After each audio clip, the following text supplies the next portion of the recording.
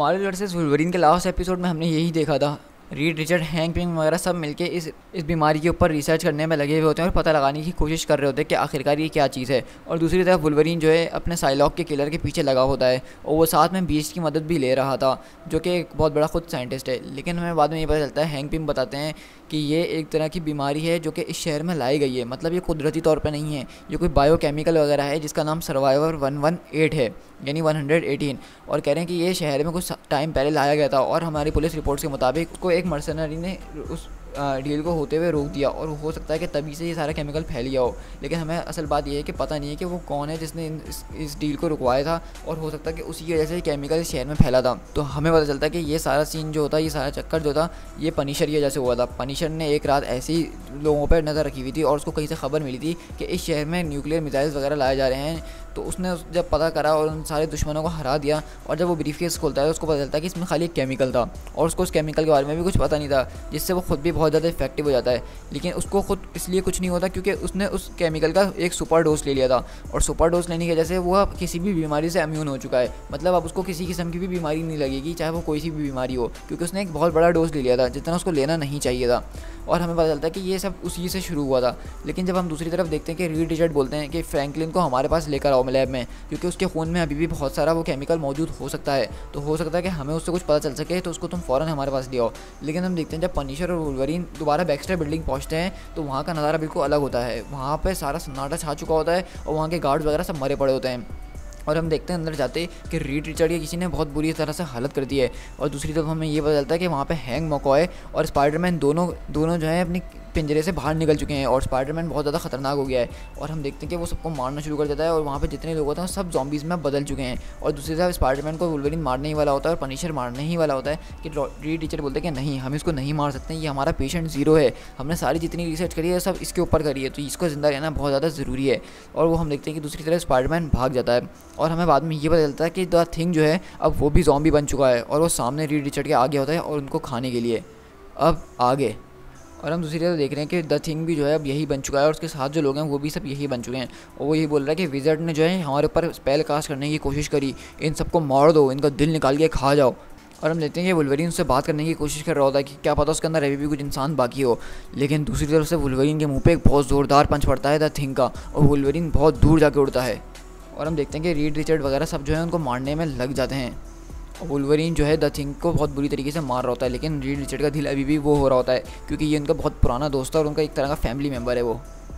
तो वुल्वरीन बोलता है कि लास्ट चांस है ग्रिम तुम्हारे पास, तुम मुझे पता है कि बहुत ज़्यादा टफ हो, लेकिन फिर भी तुम्हारे पास अब लास्ट चांस है। यहाँ पे जो है तुम एक स्मार्ट चॉइस बना सकते हो, क्योंकि हम देखते हैं दूसरी तरफ पनिशर के हाथ में भी एक ग्रेनेड होता है और वुल्वरीन उसको मारने के लिए तैयार होता है। और हम देखते हैं कि द थिंग बोलता है स्मार्ट है तो ये लो, ये रखो फिर तुम। और हम देखते हैं वो अपने एक साथी को जो है उनके ऊपर फेंक देता है। तो लोगन पूछता है कि रीड रिचर्ड तुम चाहते हो कि मैं जाके बैन का पीछा करूं? तो वो बोलते हैं कि लोगन मुझे ये कहते हैं अच्छा तो नहीं लग रहा, लेकिन इस वक्त जो है बैन हमारे लिए कोई इशू नहीं है, वो एक साइड इफेक्ट है। और वो बोलते हैं हम वहाँ पे देखते हैं कि तिछाला जो होता है वो भी यहाँ पे मौजूद होता है, उसको भी स्पाइडरमैन ने अपने जाल के अंदर कैद कर लिया था। और रीड रिचर्ड को छुड़वाते हैं तो वो यही बोलता है कि रीड रिचर्ड बिल्कुल सही कह रहे हैं लोगन, हमें जो है किसी भी तरह से अपनी रिसर्च को कंटिन्यू रखना है और कहीं ऐसी जगह जाना है जहाँ पर हम लोग सेव रह सकें। तो वुल्वरीन बोलता है कि चलो फिर वकांडा चलते हैं। तो ब्लैक पैंथर बोलता है कि अब यहाँ पे कोई वकांडा नहीं रहा।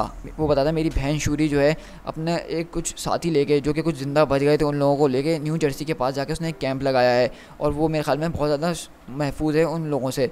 अब हमें क्या करना है, अब हमें जाके वो कैंप ढूंढना है ताकि हम शूरी के पास वहाँ से पहुँच सकें। और वहाँ पे हो सकता है कि शूरी ने अपने लैब के बहुत ज़्यादा इक्विपमेंट भी हासिल कर लिए हों, तो हो सकता है कि अब हमारी आखिरी उम्मीद वो हमारा न्यू लैब हो।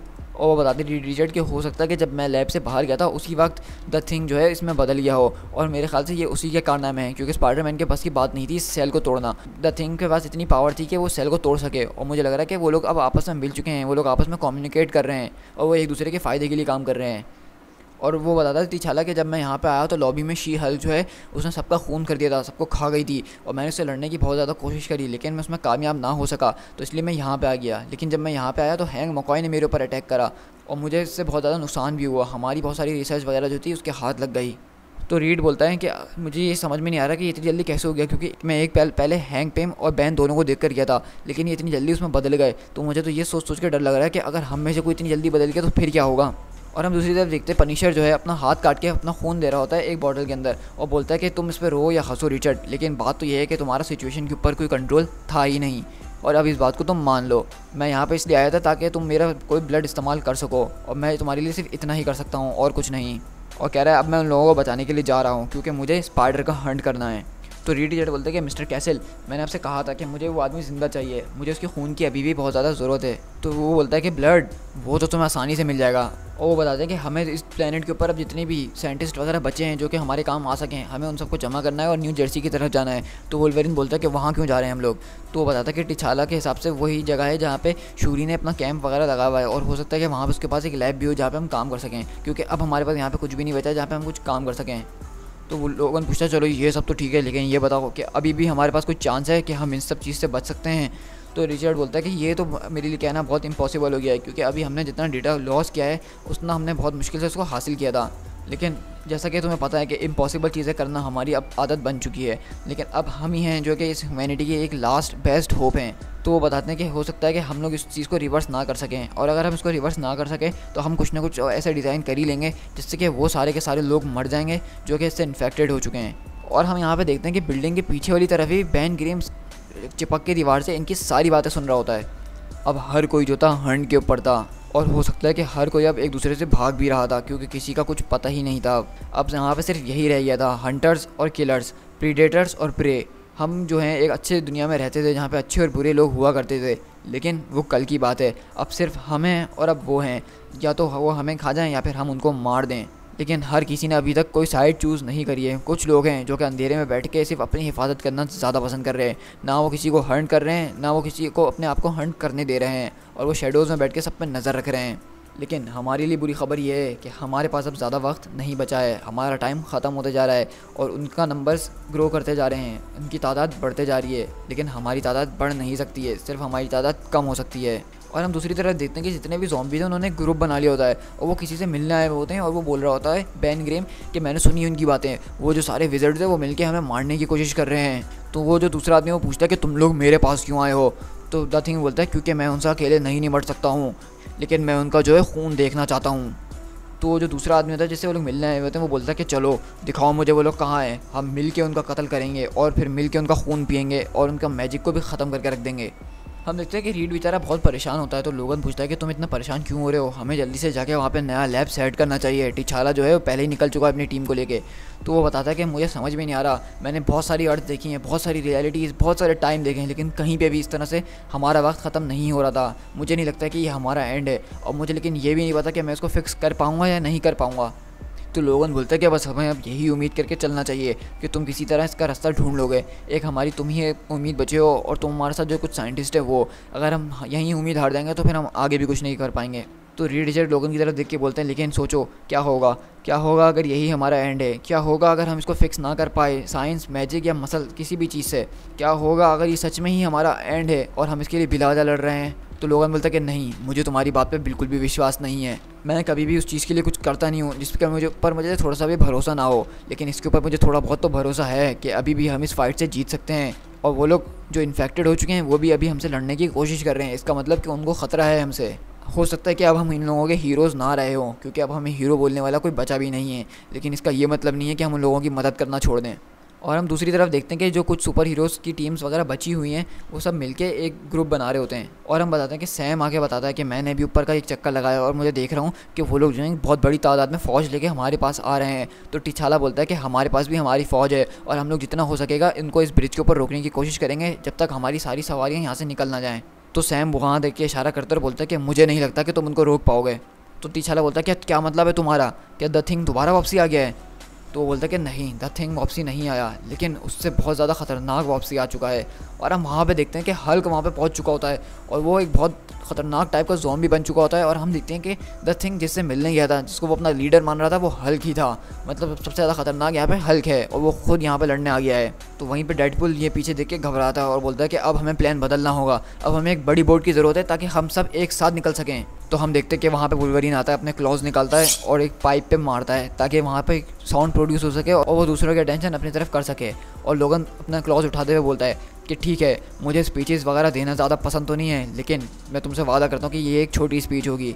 साइंस टीम जो उस तरफ खड़ी है उसको हमारा 1 घंटा चाहिए और हम कुछ भी करके उसको 1 घंटा देंगे। हम इस ब्रिज को रोकेंगे, हम इस लाइन पे खड़े रहेंगे, इससे आगे किसी को क्रॉस करने नहीं देंगे, चाहे वो कोई भी हो, तुम्हारा दोस्त या साथी, उसको कत्ल कर देना। End of speech. और हम दूसरी तरफ देखते हैं कि हल्क बोलता है कि स्मैश देम, ईट देम। तो डेडपूल बोलता है कि इसकी बातों का बुरा नहीं मानना लोगन। तो लोगन बोलता है कि हाँ, जाहिर सी बात है कि इसकी स्पीच मुझे ज़्यादा अच्छी लग रही है। तो लोगन बोलता है कि एक हमारे पास फ़ायदा है कि हम उन लोगों से स्मार्ट हैं, तो हो सकता है कि ये हमें एक चांस दे दे और यही हमारी आखिरी उम्मीद है। जॉनी, उनको जला डालो। हम देखते हैं वहीं पे जॉनी स्टॉर्म जो है अपने आग के गोले बरसाना शुरू कर देता है उन लोगों के ऊपर और उनको जला के राख कर रहा होता है। लेकिन तभी हल्क जो है अपना थंडर क्लैप मारता है, जिसकी वजह से जॉनी बहुत दूर उड़ के जाता है। तो वहाँ पे हम देखते हैं कि डेडपूल उसको उड़ता हुआ देखते बोलता है कि एक मिनट लोगन, क्या तुम्हारा सबसे बड़ा हथियार यही था? तो लोगन बोलता है कि हाँ, यही मेरा सबसे बड़ा हथियार था। तो डेडपूल बोलता है इसका मतलब अब तो हमारे लग चुके हैं। तो लोगन बोलता है कि हाँ बिल्कुल। और दूसरी तरफ रीड जॉनी को देख रहे होते हैं गिरता हुआ। लेकिन हम देखते हैं कि उसमें जो ज़ॉम्बीज़ बन चुके हैं वो काफ़ी ज़्यादा खतरनाक लोग हैं। उसमें तकरीबन ज़्यादातर विलन्स ही हैं, जिसमें जगरनॉट और सैबरटूथ वगैरह जैसे विलन्स भी नज़र आ रहे हैं। और कैप्टन अमेरिका सिर्फ यही चिल्ला रहे हैं कि इस लाइन को होल्ड करके रखो, इनको आगे बढ़ने ना दो। और डेडपूल बोल रहा है कि एवेंजर्स डिसअसेंबल, क्योंकि हमें पता है कि डेडपूल का कैसा नेचर है, वो यहाँ पे भी मजाक से पीछे नहीं हट रहा। और दूसरी तरफ कैप्टन अमेरिका वगैरह बहुत बुरी तरीके से इस बैटल को लड़ने की कोशिश कर रहे हैं। और वहीं पे हम देखते हैं कि पनिशर भी पहुँच जाता है उनसे लड़ने के लिए। और यहीं पे हम देखते हैं कि दूसरी तरफ कि जॉनी स्टॉर्म जो बहुत दूर जाके गिरा था, अब उसके ऊपर भी इस इन्फेक्शन का असर हो चुका है और वो भी उनकी साइड हो गया है। और हम दूसरी तरफ देखते हैं कि लोगन जो है हल्क से निपट रहा होता है और वो साथ में ये भी बता रहा होता है कि हल्क से मैं बहुत बार लड़ चुका हूँ, लेकिन हमेशा साला वो कभी मर के ही नहीं देता है, हमेशा कहीं ना कहीं खड़ा हो जाता है। उसका हीलिंग फैक्टर जो है हमेशा उसको बचा लेता है, लेकिन इससे अब कोई फ़र्क नहीं पड़ता। लेकिन सिर्फ एक फैक्ट जो है मुझे नज़र में रखना है कि जितना ज़्यादा गुस्सा होगा वो उतना ही ज़्यादा स्ट्रॉन्ग होगा। और ये लोग कहते हैं रीड रिचर्ड वगैरह कि हल्क की कोई अपर लिमिट्स नहीं है, उसका जितना गुस्सा बढ़ता जाएगा वो उतना ही ताकतवर होता जाएगा।